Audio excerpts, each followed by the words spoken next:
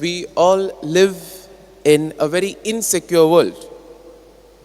And therefore, there's always the emphasis on trying to protect, whether it being physical assets or even information.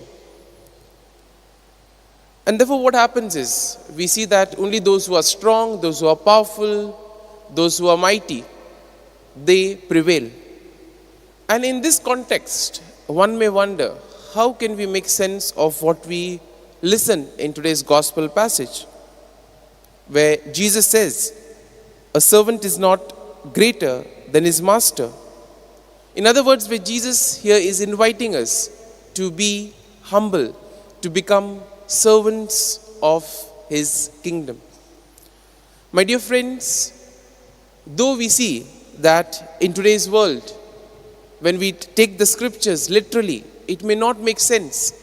But when we analyze it, when we look at it at a much deeper way, it then makes total sense to us. For example, very often we see that we are used to the same monotony of the world. But when we see something different, when we see something unique, we are immediately drawn into reflection, or sometimes our eyes may be filled with tears, or we may say that we are moved, or it was a heart-touching experience.